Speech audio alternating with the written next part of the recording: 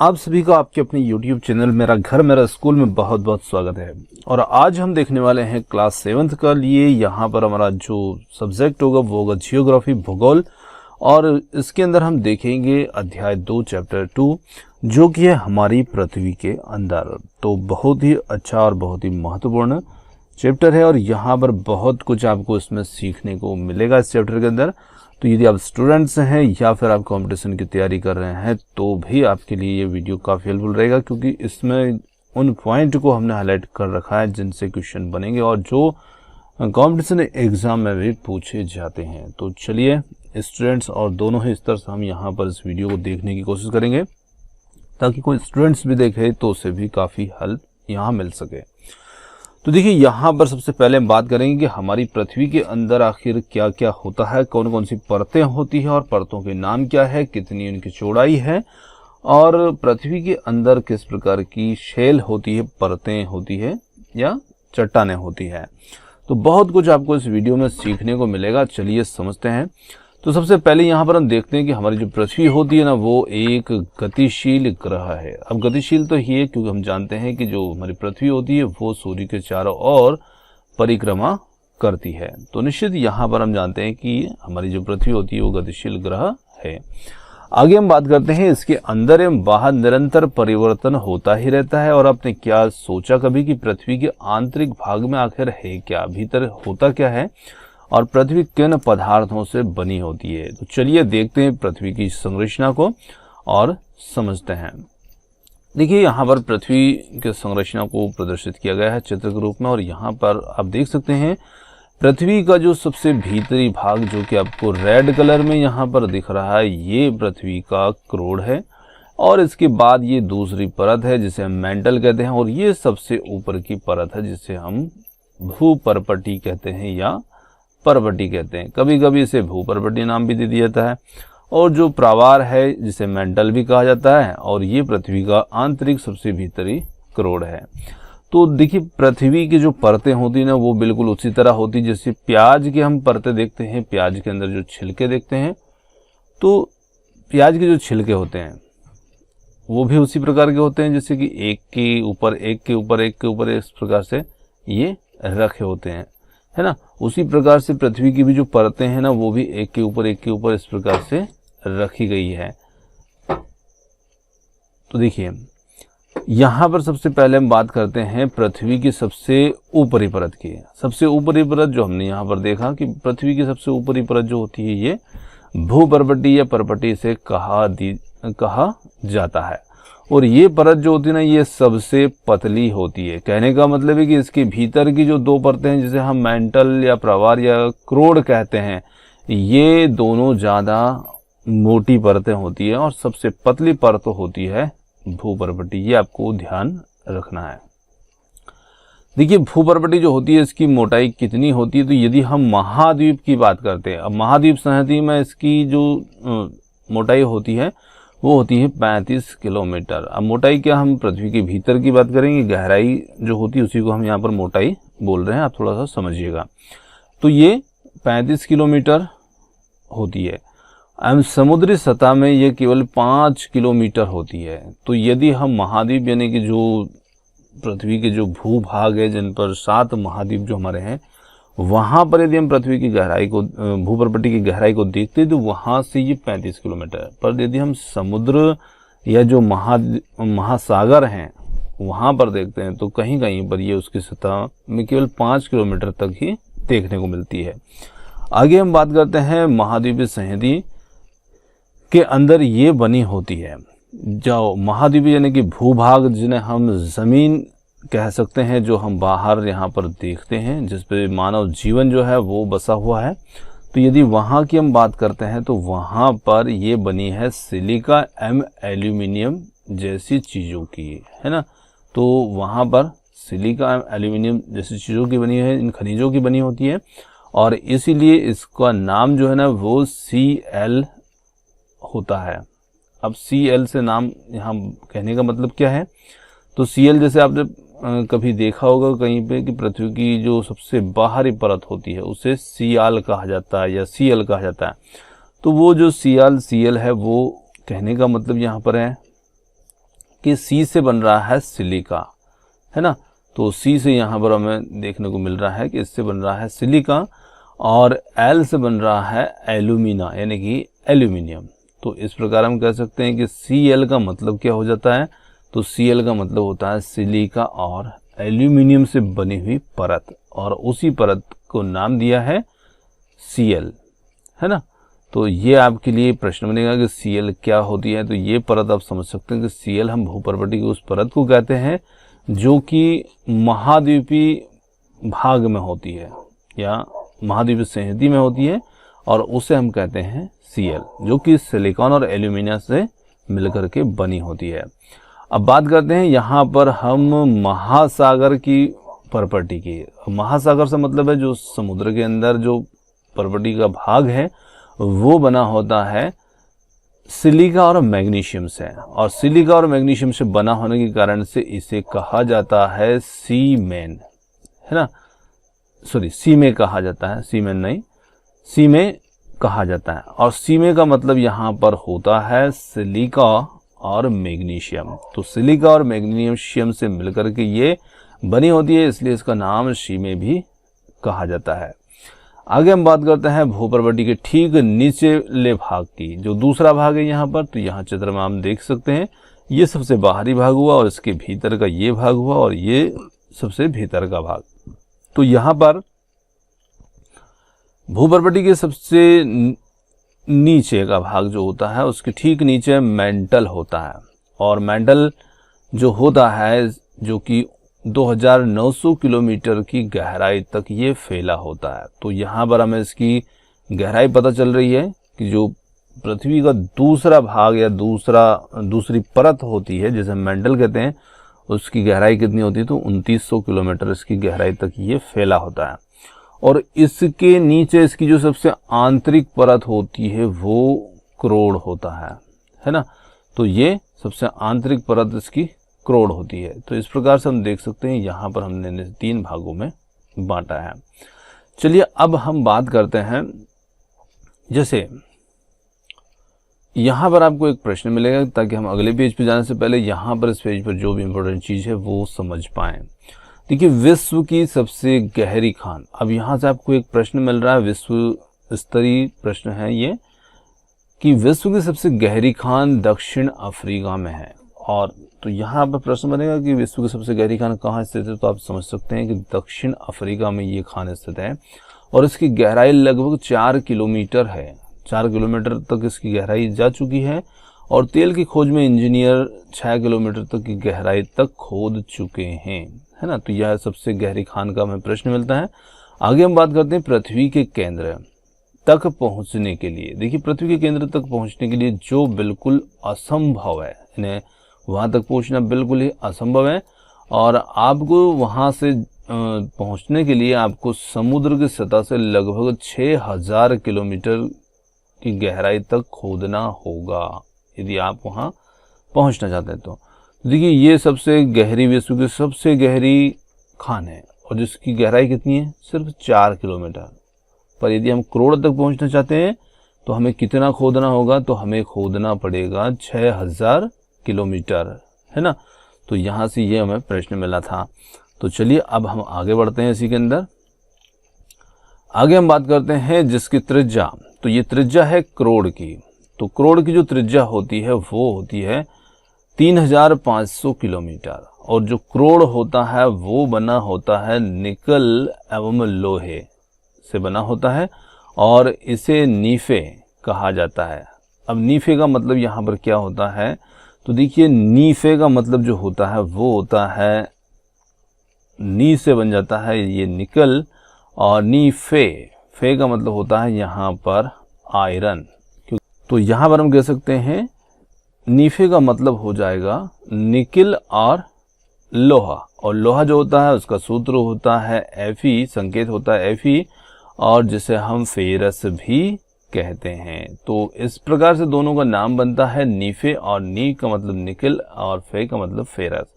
तो जो करोड़ होता है उसे एक शॉर्टकट में नाम, संक्षिप्त नाम के रूप में कहा जाता है नीफे। केंद्रीय करोड़ का जो तापमान होता है वो काफी उच्च होता है है ना, ताप और दाब दोनों ही वहाँ पर बहुत ज़्यादा होते हैं। तो इस प्रकार से हम कह सकते हैं कि ये इसकी यहाँ पर हमें गहराई मिल रही है। इसकी त्रिज्या लगभग 3500 किलोमीटर है और इसका नाम है नीफे। तो अब यहाँ पर हम कुछ जानने वाले प्रश्न हैं, जैसे पृथ्वी का जो आयतन है केवल 1% हिस्सा ही पर्वतीय है। देखिए बहुत अच्छी बात है, भूपर्वतीय कितना हिस्सा है पूरी पृथ्वी के आयतन का? सिर्फ 1%। ये बात बहुत अच्छी है। आगे बात करते हैं 84% मेंटल है ना। तो कह सकते हैं कि जो मेंटल है वो सबसे ज़्यादा आयतन में है, पृथ्वी के सबसे ज़्यादा हिस्से में है, और 15% केवल क्रोड है। तो इस प्रकार से हम देख सकते हैं कि ये 3 भाग यहाँ पर हैं, जिसमें सिर्फ 1% भूपर्वतीय है, 84% मेंटल है और 15% उसका क्रोड है। और पृथ्वी की जो त्रिज्या है वो है, जिसे हमने देखा था कि हमें यदि पृथ्वी के क्रोड तक पहुंचना है तो कितना खोदना पड़ेगा? लगभग 6000 किलोमीटर। तो उसी से आपको ये ध्यान भी रखना है कि पृथ्वी की त्रिज्या जो होगी ना वो 6000 से कम तो नहीं होगी, ज़्यादा ही होगी। तो यहाँ पर आपको पूरा एक्यूरेट मान मिल रहा है 6371 किलोमीटर, ये पृथ्वी की त्रिज्या है। तो ये भी आपको ध्यान रखने योग्य बात है कि पृथ्वी की त्रिज्या कितनी होती है, तो इतनी होगी पृथ्वी की त्रिज्या 6371 किलोमीटर। चलिए अब हम बात करते हैं अगले पॉइंट की। अगला पॉइंट यहाँ पर सेल एवं खनिज। तो देखिए सेल क्या होता है? तो सेल को तो हम जानते हैं, सेल का मतलब होता है पत्थर, है ना, और खनिज मतलब कि जो जमीन से खोद करके हम निकालते हैं वो सब हमारे खनिज होते हैं। तो यहाँ पर यदि हम देखें तो सेल और खनिज के बारे में समझते हैं। पृथ्वी की प्रॉपर्टी अनेक प्रकार के सेलों से बनी है। अब अनेक प्रकार के सेल का मतलब है अनेक प्रकार के पत्थरों से बनी होती है। अब उन पत्थरों को यहाँ पर शेल नाम दिया है। और पृथ्वी की प्रॉपर्टी बनाने वाले खनिज पदार्थ किसी भी प्राकृतिक पिंड के सेल होते हैं। तो यदि हम बात करें कि पृथ्वी की जो भू प्रॉपर्टी है उसको बनाने वाले खनिज पदार्थ किसी भी प्राकृतिक पिंड के सेल हो सकते हैं, मतलब किसी भी प्राकृतिक पिंड के वो पत्थर रूपी टुकड़े हो सकते हैं। और शेल जो होते हैं ये विभिन्न रंग के, आकार के और गठन के हो सकती हैं। तो देखिए हम पत्थरों को आकार देखते हैं, उनका आकार सब पत्थरों का अलग अलग होता है, कुछ का रंग भी अलग अलग होता है। तो कहने का मतलब है वही पत्थर, चट्टान जो होती है वो ही एक प्रकार का शेल है। अब यदि हम बात करते हैं तो जो शेल होती है ना वो 3 प्रकार की होती है। अब 3 प्रकार, यहाँ से आपको प्रश्न मिल रहा है, देखो शेल कितने प्रकार की हो सकती है? तो शेल को ध्यान रखना है आपको, 3 प्रकार की शेल होती है। और पहली है यहाँ पर आग्नेय शेल। देखिए आग्नेय नाम से स्पष्ट है, अग्नि जिसका नाम है, आग्नेय का मतलब है जो अग्नि के माध्यम से या आग के माध्यम से उत्पन्न हुई है, ऐसी शेल को हम कहते हैं आग्नेय शेल। और इसका एक और नाम होता है, इसे कहा जाता है इग्नियस, है ना। तो ये भी आपको ध्यान रखना है, इसे इग्नियस भी कहा जाता है। तो ये भी आपको ध्यान रखना है। आगे हम बात करते हैं इग्नियस, इसे कहा जाता है औषधि शेल। दूसरा नाम यहाँ पर हमें मिल रहा है औषधि, जिसे हम सेडिमेंट्री शेल कहते हैं। तीसरे प्रकार की शेल है कायांतरित शेल, जिसे हम मेटामॉर्फिक शेल भी कहते हैं। तो यहाँ पर शेल के 3 प्रकार हमने देखे, आग्नेय शेल, औषधि शेल एवं कायांतरित शेल। और इन्हीं के जो नाम हैं इग्नियस, सेडिमेंट्री और मेटामॉर्फिक शेल। अब चलिए देखिए ये जो शब्द हैं इग्नियस शेल, औषध या सेडिमेंट्री और मेटामॉर्फिक, तो यहाँ पर आप देखेंगे कि ये तीनों शब्द कैसे आए हैं और इनका क्या अर्थ होता है। तो यहाँ पर आप देखिएगा इग्नियस शब्द जो है वो एक लैटिन शब्द इग्निस से बना है, जिसका अर्थ होता है अग्नि। तो इग्नियस से हमें समझ में आ गया अग्नि। तो देखिए इग्नियस मतलब आग्नेय शेल है, उसी को इग्नियस कहा जा रहा है। दूसरा शब्द हमें मिल रहा है यहाँ पर सेडिमेंट्री, और ये भी लैटिन शब्द है, और सेडिमेंटम जिसका अर्थ होता है स्थिर, है ना। तो ये स्थिरता को दर्शाता है। और तीसरा है मेटामॉर्फिक, और मेटामॉर्फिक शब्द ये ग्रीक शब्द है और ये दोनों लैटिन है। है ना। और मेटामॉर्फस का मतलब होता है जिसका अर्थ है रूप परिवर्तन। तो रूप परिवर्तित करने वाली जो शेल होती है, जो अपने रूप को बदल लेती है, उसी को हम कहते हैं कायांतरित। मतलब जो अपने काया, अपने शरीर, अपने आकार को बदल ले, वही कायांतरित शेल। तो यहाँ पर आप समझ गए आग्नेय, जो कि यहाँ पर आग्नेय मतलब गर्म चीज से, यहाँ पर जैसे लावा होता है, गर्म होता है, तो वो अग्नि का ही एक रूप है। तो यहाँ पर नाम दे दिया आग्नेय। अवसादी मतलब उसको टूटने फूटने से जो अवसाद के रूप में जो चीजें बच जाती है, वो अवसादी सेल, और एक है कायांतरित। अब हम समझते हैं इन तीनों सेलों को थोड़ा सा विस्तार से। देखिए, द्रवित मैग्मा जो होता है, ये ठंडा होकर के ठोस हो जाता है। अब मैग्मा क्या होता है? तो वही लावा है जो जमीन के भीतर से निकलता है, और वो लावा या मैग्मा जिसको हम कहते हैं, वो ठंडा होकर के जब ठोस बन जाता, पत्थर का जैसा बन जाता है, तो इस प्रकार से बने शेल को हम कहेंगे कि ये आग्नेय शेल है ना। अब यहाँ समझ में आ गया आपको बात कि जो लावा होगा गर्म, वो जब ठंडा होगा तो वो एक पत्थर के रूप में, ठोस रूप में परिवर्तित हो जाता है, और उसी को नाम दे दिया जाता है कि ये आग्नेय शेल है। और इस प्रकार का जो शेल होता है ना, उससे हम प्राथमिक शेल भी कह देते हैं, क्योंकि सबसे स्टार्टिंग में बन रहा है, इसलिए वो प्राथमिक शेल भी हुआ। अब आग्नेय शेल जो होती है ना, वो दो प्रकार की होती है। अब आग्नेय शेल के प्रकार यहाँ पर मिल रहे हैं हमें कि दो प्रकार हैं। कौन कौन से? अंतर्भेदी शेल और बहिर्भेदी शेल। देखिए, अंतर्भेदी मतलब भीतर, और बहिर्भेदी मतलब कि बाहर। जो पृथ्वी को भेद करके बाहर निकल जाए उसे हम बहिर्भेदी कहेंगे। जो पृथ्वी के अंदर ही रह जाए, मतलब लावा जो है फूट करके तो निकल रहा है पृथ्वी के भीतर से, भेद तो रहा है, पर वो अंदर ही रह गया, तो उस स्थिति में वो क्या बन जाएगा? अंतर्भेदी, है ना। तो यहाँ पर आगे हम बात करते हैं कि आप ज्वालामुखी से निकलने वाले लावा की कल्पना कर सकते हैं। तो वास्तव में आग की तरह ही लाल द्रवित मैग्मा ही लावा है। तो हम लावा है उसे मैग्मा बोल दें, है ना, या मैग्मा को लावा बोल दें, तो ये बिल्कुल आग की तरह लाल द्रव जैसा पदार्थ होता है ना, जो बहता रहता है, और उसी को हम मैग्मा या लावा कहते हैं। अब जो पृथ्वी के आंतरिक भाग से निकल करके पृथ्वी की सतह पर आता है, और जब द्रवित लावा पृथ्वी की सतह पर आता है ना, तो तेजी से ठंडा होकर के ठोस बनेगा। जैसे हम कोई भी चीज़, पिघली हुई चीज़ होती है, और धीरे धीरे वो हवा के संपर्क में आती है, फिर वो ठंडी होने लगती है। तो ऐसे ही ये जो लावा होता है ना, ये भी ठंडा हो जाता है और ठोस बन जाता है। और पर्वती पर इस प्रकार से जो शेल बनता है ना, उसी शेल को हम कहते हैं बहिर्भेदी आग्नेय शेल। अब बहिर्भेदी क्यों कहा गया? क्योंकि ये पृथ्वी के भीतर से बाहर आ चुका है, इसलिए इसे कहा जाएगा बहिर्भेदी आग्नेय शेल।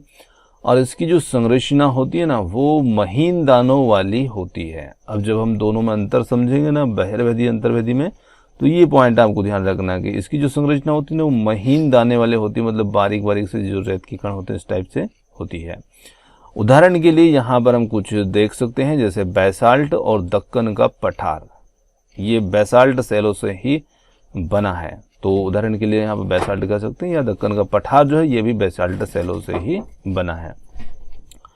चलिए आगे हम बात करते हैं। द्रवित मैग्मा कभी कभी भूपर्वती के अंदर गहराई में ठंडा हो जाता है, मतलब वो बाहर नहीं निकल पाता है, वो फूट नहीं पाता है, बाहर नहीं आ पाता है। इसी कारण से उसको नाम दे दिया जाता है कि इस प्रकार यदि पृथ्वी के भीतर ही जो शेल निर्मित हो जाता है, तो इस प्रकार से बने हुए ठोस सेलों को अंतर्भेदी आग्नेय शेल कहते हैं।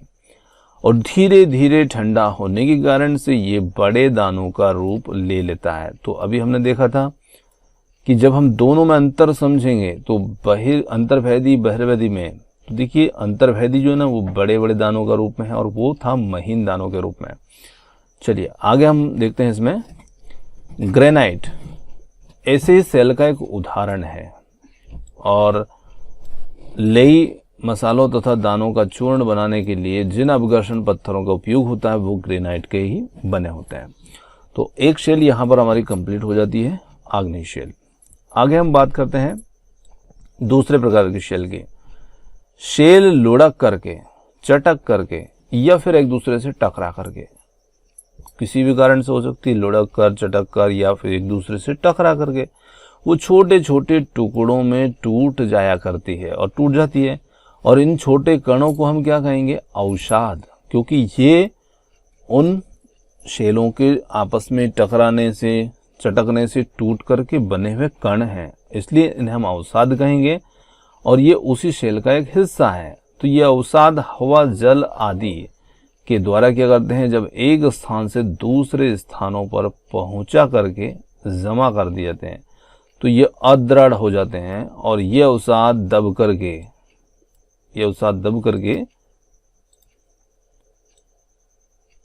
दबकर एवं कठोर होकर के शैल की परत बना लेते हैं, मतलब पत्थर की जैसी परत बना लेते हैं, चट्टान की जैसी परत बना लेते हैं।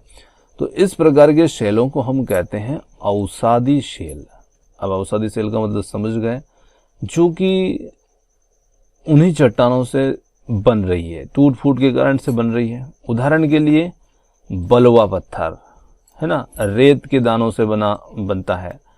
इन शैलों में पौधे, जानवर एवं अन्य सूक्ष्म जीवाणु जो कभी इन शैलों पर रहे हैं के जीवाश्म अवशेष भी हो सकते हैं। अब यहाँ से देखिए प्रश्न बनेगा आपको लिए कि कौन से शैल पर सूक्ष्म जीव, जीवाणु आदि रहते हैं। तो वो किस में रहते हैं? वो रहते हैं अवसादी शैल में, है ना।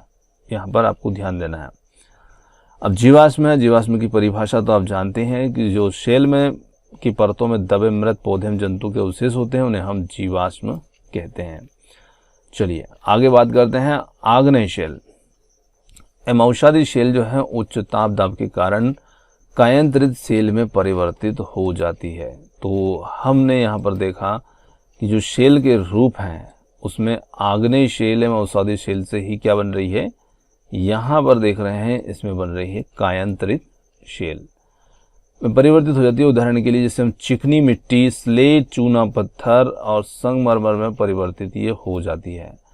तो ये दोनों शैल ही आगे चल करके कायांतरित शैल का निर्माण कर लेती है। इन्हीं में परिवर्तन के दौरान कायांतरित शैल निर्मित होती है और उसका उदाहरण हो जाएगा चिकनी मिट्टी, स्लेट, चूना पत्थर, संगमरमर, ये उदाहरण है।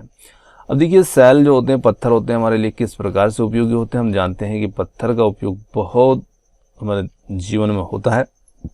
जैसे कुछ कठोर शैल होती है उनका उपयोग हम सड़कों में, घर में, इमारत बनाने में किया जाता है ना। और आप पत्थरों से कई प्रकार के खेल भी खेलते हैं। तो यहाँ पर कुछ खेलों के नाम दिए जैसे कि 7 पत्थर, पिट्ठू, चिबिड्डी, स्टापू या किटकिट, 5 पत्थर का खेल, गिट्टी, है ना। दादा दादी एवं माता पिता, पड़ोसियों से आदि से पूछ करके पत्थरों से खेले जाने वाले खेल के बारे में आप जानकारी एकत्रित कर सकते हैं। आगे हम बात करते हैं अनेक प्रकार के स्मारकों के चित्र एकत्रित कीजिए और पता कीजिए कि वो किन से बने हैं। तो यहाँ पर आप 2 इमारतों के चित्र देख पा रहे हैं जो दोनों ही काफ़ी महत्वपूर्ण और ऐतिहासिक इमारतें हैं। तो यहाँ पर आप देख पा रहे हैं कि लाल किला, तो लाल किला कौन से पत्थर से बना हुआ है? तो ये बना हुआ है बलुआ पत्थर से बना हुआ है।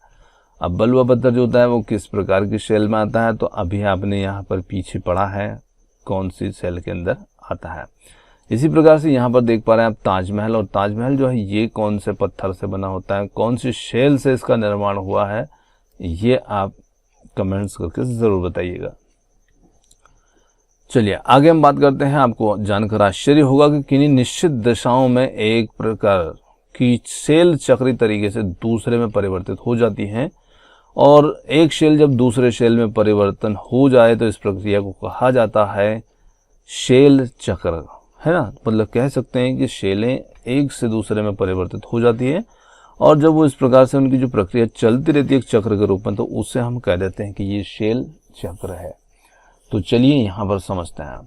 देखिए सबसे पहले हम बात करते हैं द्रवित मैग्मा के। तो यहाँ पर आप देख पा रहे हैं द्रवित मैग्मा है और जो पृथ्वी के अंदर से लावा के रूप में फूट करके बाहर आ रहा है, बह रहा है।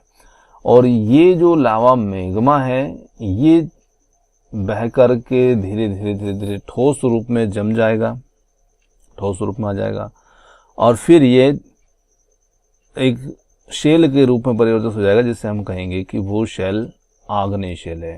तो मैग्मा से क्या बना? आग्नेय शैल, है ना। और फिर आगे हम बात करते हैं कि ये शैल, आग्नेय शैल छोटे छोटे टुकड़ों में टूट करके एक स्थान से दूसरे स्थान पर स्थानांतरित हो जाती है।